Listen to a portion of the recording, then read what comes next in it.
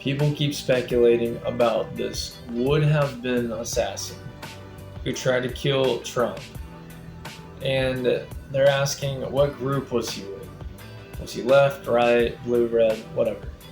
Dude, it does not matter. If you see what Legacy News puts out about Trump, you're calling him Hitler.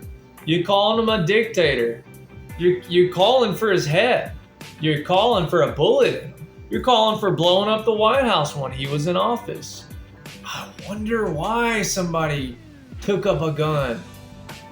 If you don't believe me, though, check this out.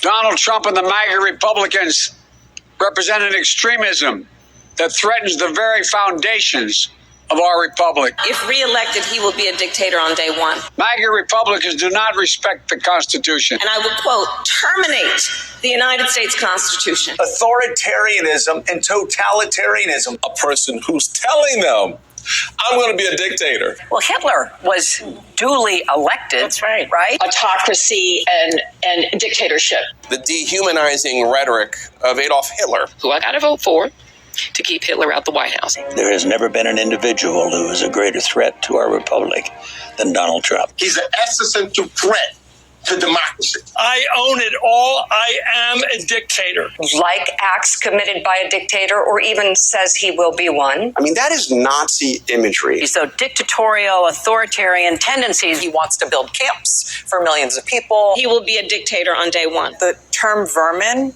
was really effectively used by Adolf Hitler and by Mussolini. Things that we see happening today is sort of a sleepwalking into dictatorship in the United States. He wants to assert autocratic powers. They've just given him a license for dictatorship. What did President Trump, what he did today is straight out of a dictator's playbook. It has historically been the province of dictators like Vladimir Putin, Benito Mussolini, Joseph Stalin, or Adolf Hitler. He is behaving like a Hitler or Mussolini-style fascist dictator. Donald Trump is a great threat to our democracy. He could be violent, that he would connect himself to violent people, and that he figured he was above the law. Donald Trump believes that he should be the ruler, the dictator of the United States of America. Trump and the extreme MAGA Republicans quote a clear and present danger to our democracy. Asked me would I like to debate this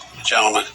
I said no. I said if we were in high school, I'd take him behind the gym and beat the hell out of him. That's it right there. I just don't even know why there aren't uprisings all over the country. You know, there needs to be unrest in the streets for as long as there's unrest in our lives. Please, show me where it says that protests are supposed to be polite and peaceful. If they go low, we kick them.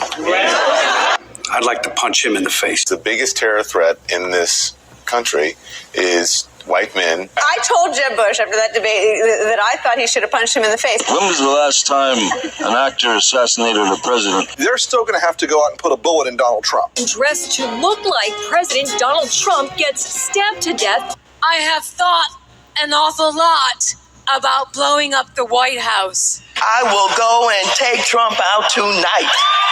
The domestic enemies to our voting system and our honoring our Constitution are right at 1600 Pennsylvania Avenue. You get out and you create a crowd.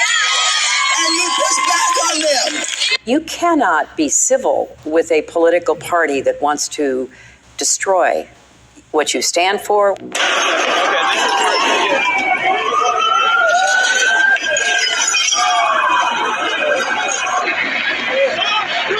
Tell you, Gorsuch.